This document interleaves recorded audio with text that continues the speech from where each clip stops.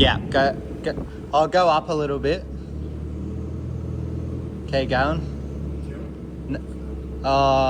Yeah, tilt back a bit.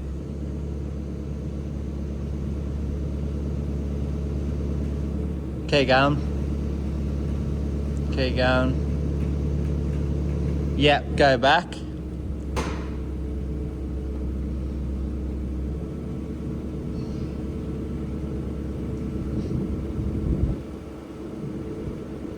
Yeah, right. Okay, going. Okay, going. Yeah. It's off. Yeah. Looks better already. So factory, this would have had no aftercooling whatsoever. Someone's added the intercooler, which is here. So that motor over there has an aftercooler on it, a water jacket cooler. I'm probably going to stick with the intercooler on this setup first and just see how it goes. Some people have said it will be too smoky at night, it'll be too smoky when it's cold, all that sort of stuff, but I'd like to try it out first. I think this will be more efficient when it's running down the road, but I just have to experiment and see. Yeah, we've got a bit of tyre wear on the inside here going on, but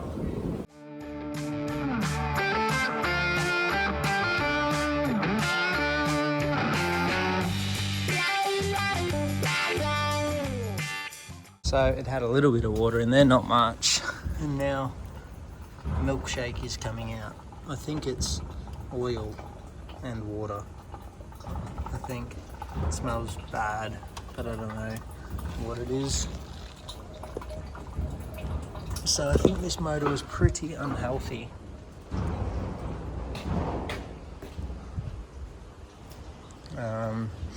But yeah, we're just getting ready to lift this cooling pack out. So got the intercooler hoses off, aircon condenser hoses off, and we're just doing the radiator hoses now. I think that's transmission cooler. We'll get rid of that too.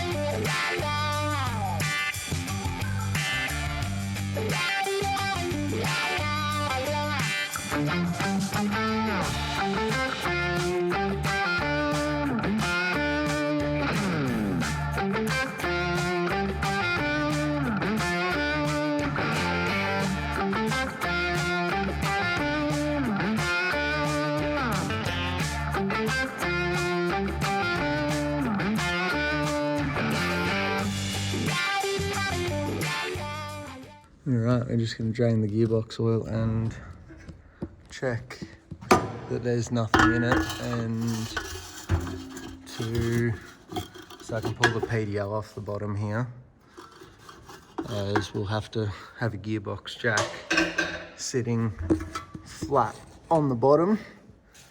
Hopefully there's nothing too bad in this oil.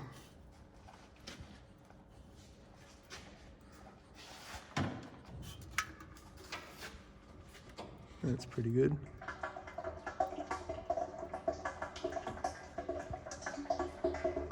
It's a magnetic plug and there's nothing too bad on it.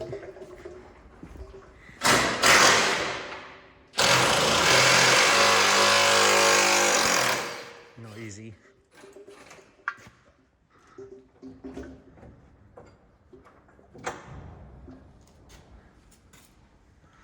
And then we're getting all these tank brackets off.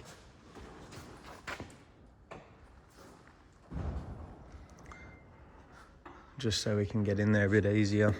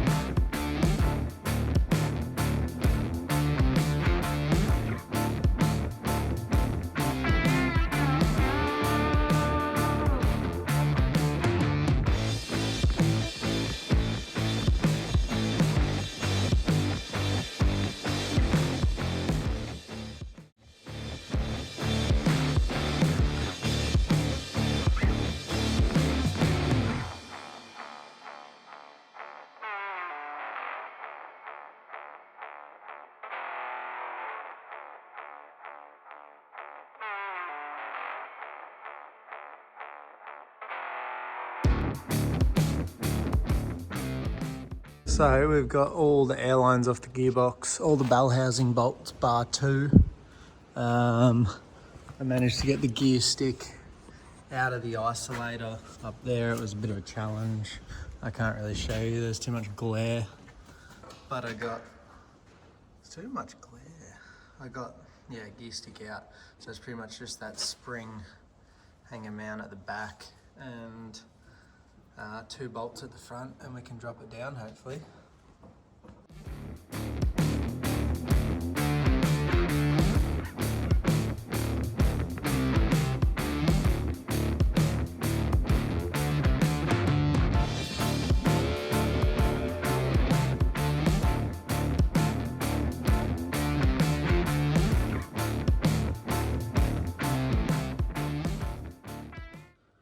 One bonus is we've got a bit of a new clutch here.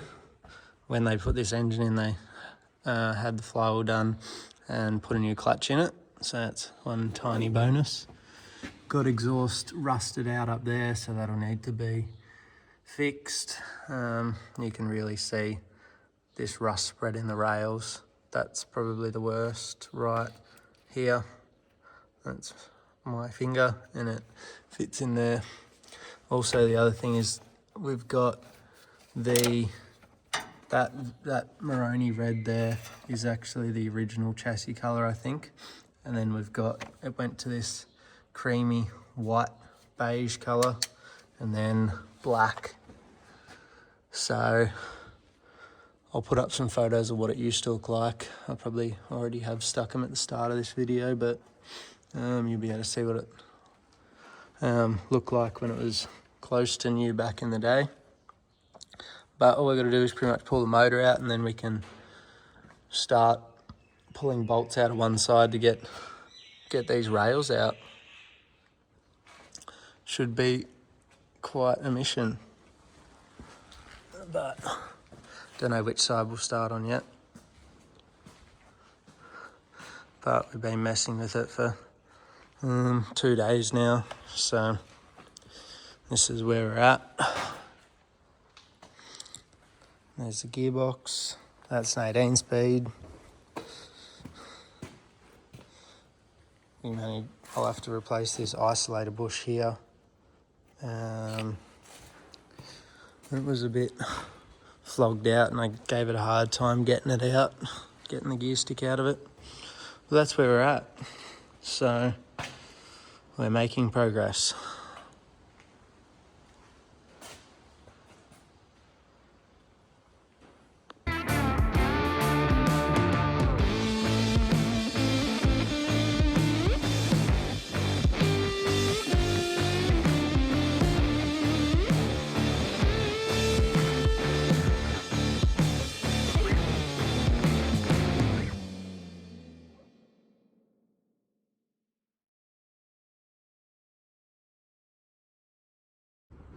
Well, it's the next morning, we're out here.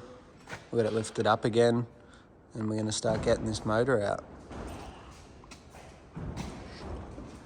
The mounts are actually on the outside of the chassis on these.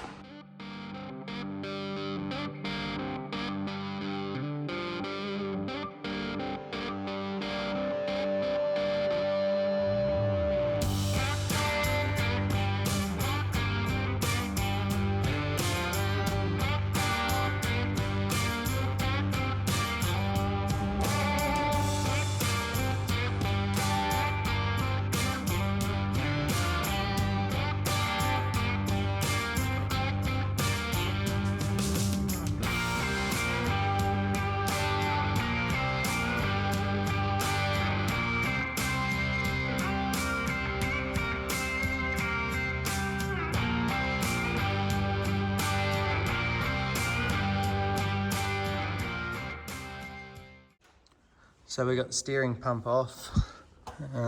It's got a thrust washer there. I don't quite know which way that thrust washer came out as it sort of fell out. That was mounted just there. I've got the bottom radiator hose off, which goes up to there, and that was in the way. we're going to put a set of slippers and forks down between the axle and block up underneath the sump to get it out, because the motor has no lifting lugs and it's too close to the cab. There's a remote mount oil filter line here which goes up to there, so I've got to drain the oil so I can undo that. I've loosened the plug, so I'll just take a video and see if it's got any water in the oil.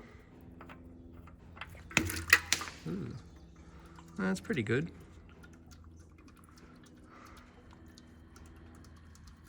Doesn't look like there's any water in there, so I wonder why it locked up. Must have got hot maybe.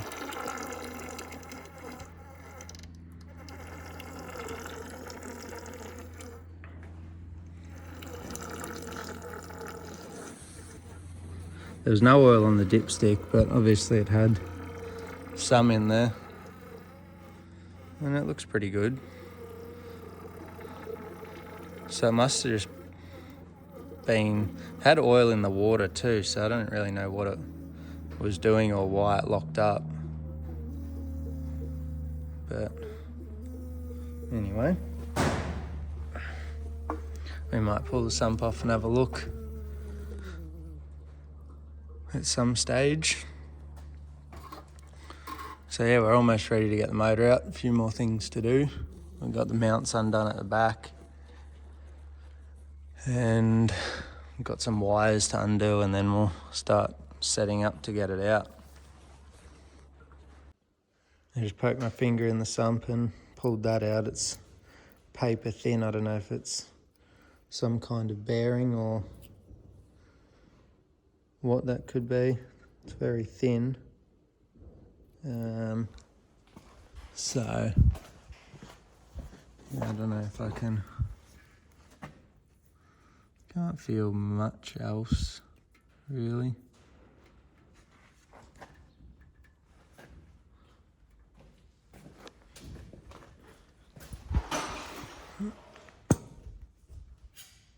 It's not really sparkly. Oh, it is a little bit. Poke a magnet in there and have a look.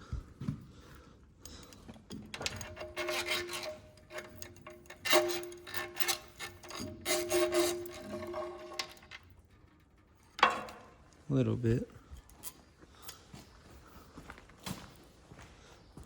A little bit more of the same sort of stuff. Interesting. Yeah, I definitely don't think it was too happy. Alright, we'll go back to getting the motor out. Okay, I think we've got everything unhooked from this motor. So we're almost ready to give it a go and see if we can get it out. There wasn't too much stuff hooked up to it, but it's just buried so far back, and without lifting lugs, it can be a bit difficult to get out. Literally 3 rocker covers are under the doghouse there. So yeah, it's going to be a little bit exciting to get out, but we'll see how we go. We'll get the slippers on the forklift, hopefully poke straight under there, block up under the sump, undo these front bolts here. We've got 1 rear bolt in each side at the back, and we'll lift it out. So that's the plan. So I've sort of just been time-lapsing a lot of this. There's just so much labour and time in it. You guys would be here forever if you're watching it at all.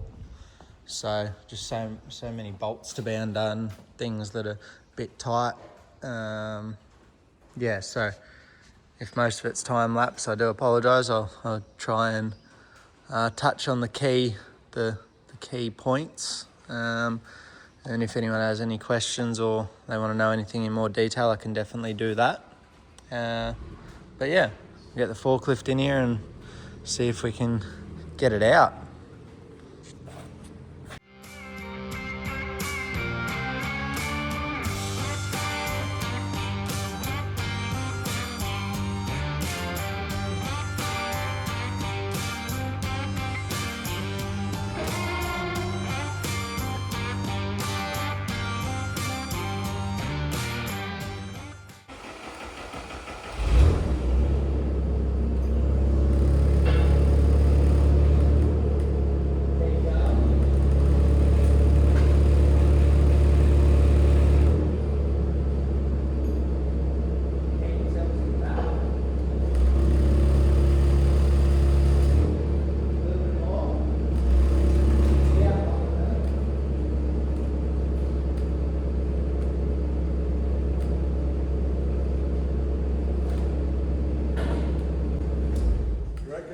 put a couple of plates on the front. A couple of what? Plates welding to the slippers. What do you reckon it's going to do? Oh, I don't know.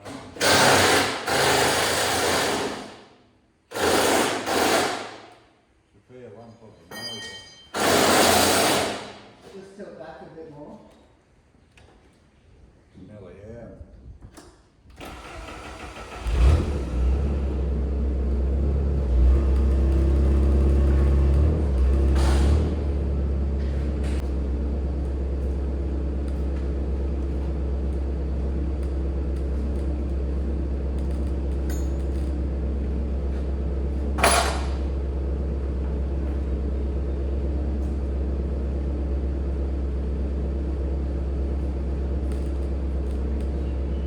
Come back a little bit, I reckon.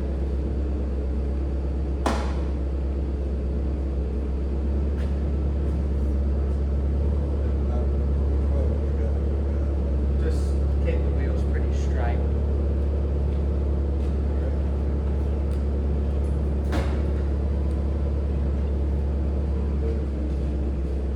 Oh, yeah, that's just come off. Go back a little more.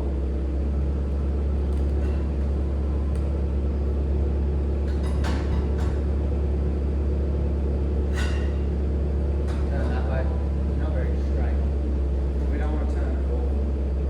Go a little bit more that way. Yeah, go back.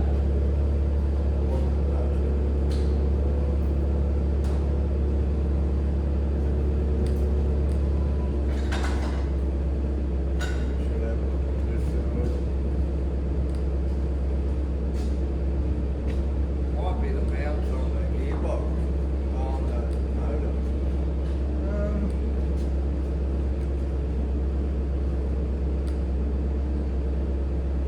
Yeah, they might have to come off too. Yeah. Yeah, you're right. Just hang, go up a little bit.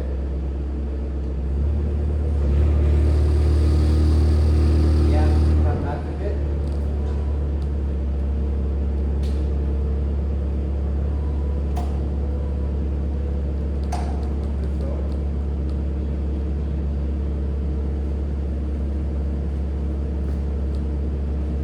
Yeah, you're right this side.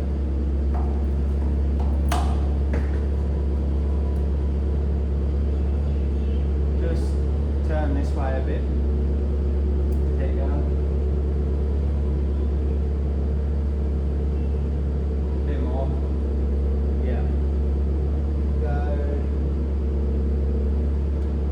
Keep turning that way a bit more. Stop.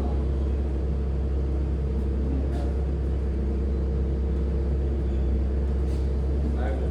Got to turn that way more. Yeah, go back a little bit.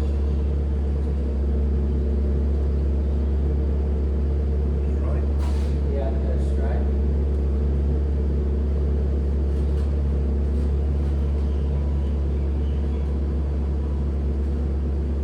Just go up a bit.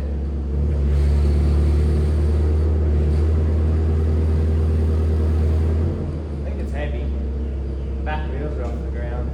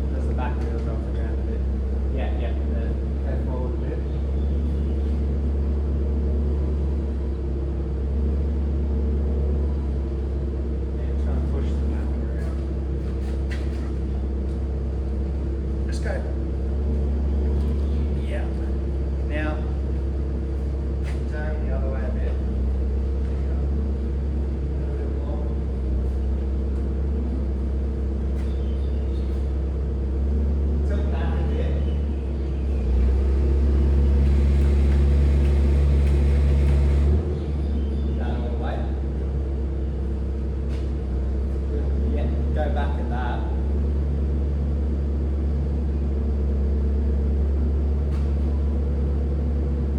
It's reasonably solid.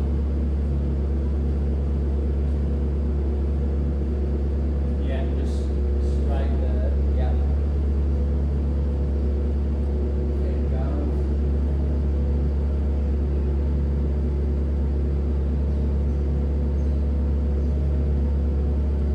You couldn't do that with it. No. No. That is.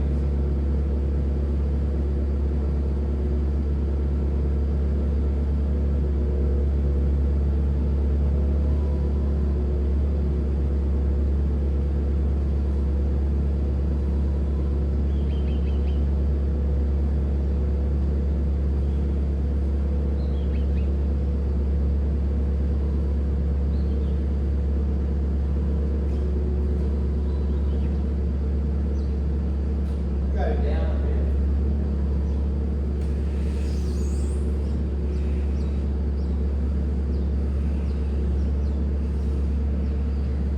Yeah, okay. Is that enough? Because we could probably just leave it there for a bit.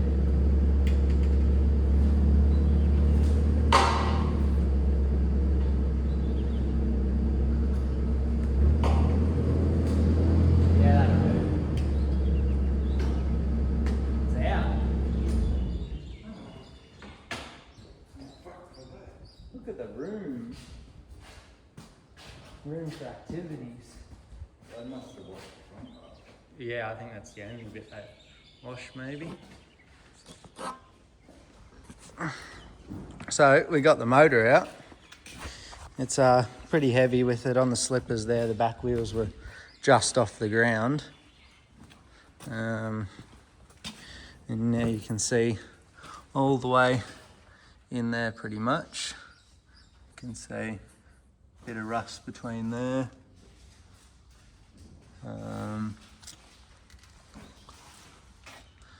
It's not too bad right at the front, apart from that front bit, but yeah, once you get back to the spring hanger, oh, that light's annoying.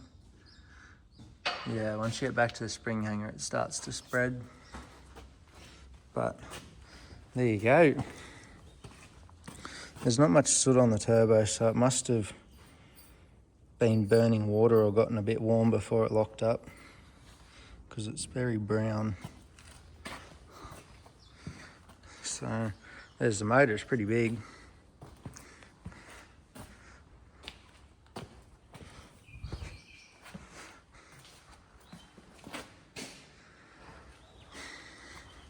Next we'll drag it out to wash it. Get all the crap off so we can not get covered in so much grease and oil and crap. So we'll clean up and get it out.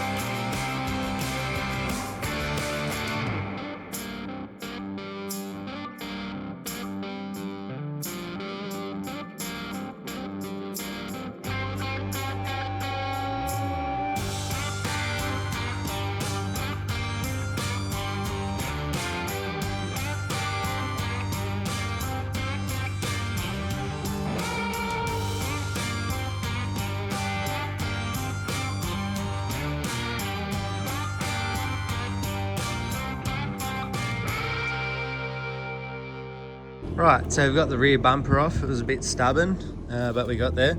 So you can see that that's the original chassis colour, as far as I can tell, I think. So I'll put up a photo of what it looked like when it was that colour. You can see, obviously, it's got a fair bit of rust in there. And the back isn't even that bad. It's just all the way along up the top. Like, it's looking pretty bare now. So, just a roller now with a cabin bunk on it, really. So,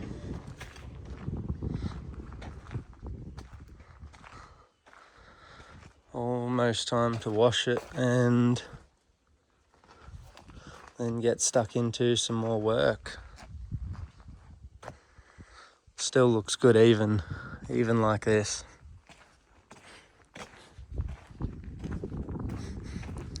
So I'll go set up the hot wash, and now I'm gonna go get covered in crap, basically. Really exciting.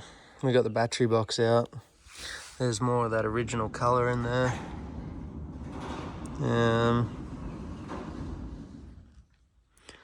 Yeah, you can really see the gap in the rail there. A lot of people say that it'll come back, which I'm sure it will, but going to all this effort to get the rails out, it just didn't feel right putting the old rails back in, especially when it's got pitting that bad on top of the chassis. So obviously turntable was in that spot for a long time and it's just built up. So yeah, go set this hot wash up and get ready.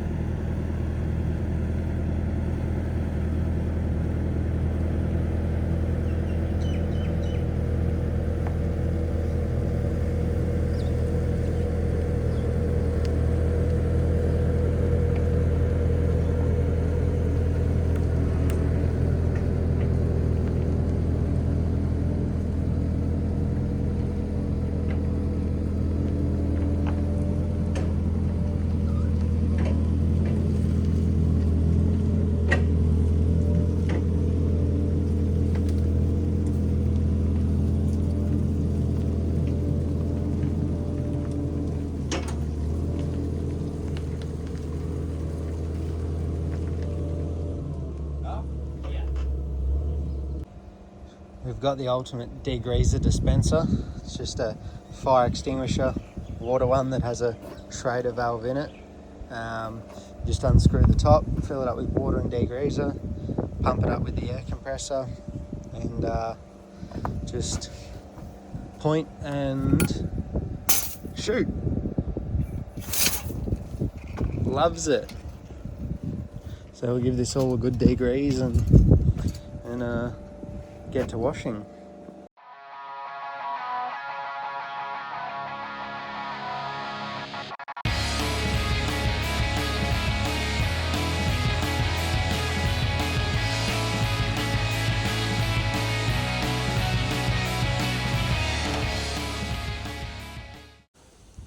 Alright, I've given it a couple of coats of degreaser. I'm sure it's going to take a couple of rounds of washing it, lifting it up, getting under there and all of it, because I want to get it as clean as possible, because obviously when I go to paint it all at the end once the new rails are in, I don't want to be coming across grease on brackets and everything like that, and I want to come out and wash it and again, so I'll try and get it as good as I can.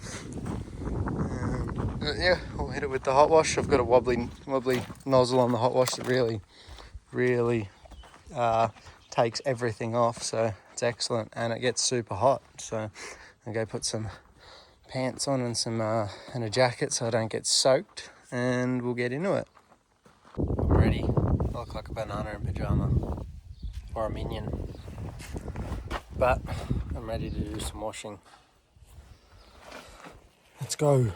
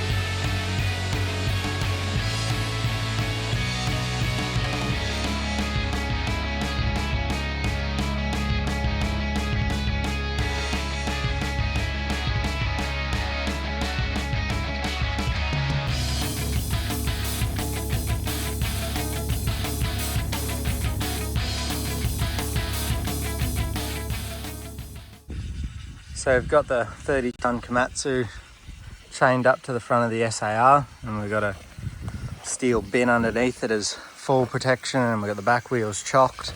So now I can safely go for a walk under here and do even better washing under here. So very safe. No violations whatsoever here. So yeah, do more washing. Okay, I've given it all a good wash under the front here. You can really see where it's opened up. I just can't believe how far up it's actually rusted, and a lot of other people can't as well. Like usually it's just the rear end of a truck or to the back of the cab or the back of the bunk, but yeah, this one's just so far along.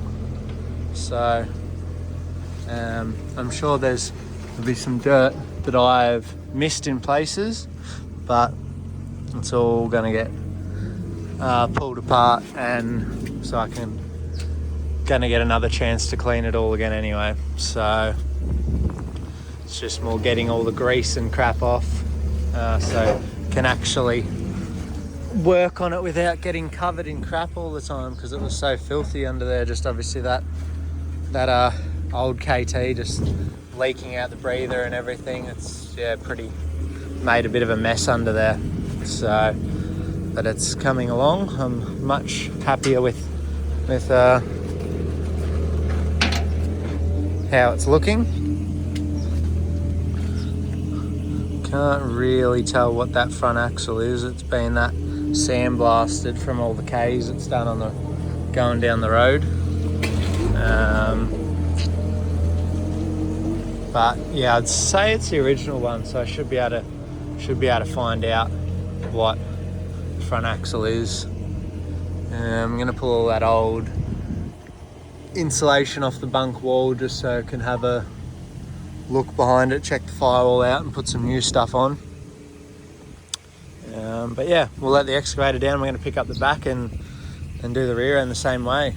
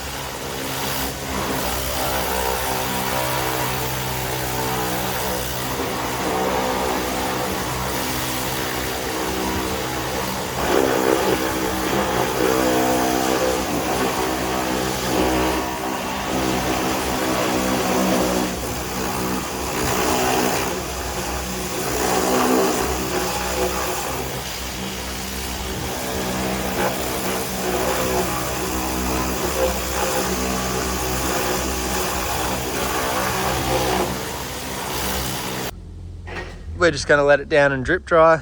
It's about 100 times better than what it was. You can actually see most of the paint instead of just grease.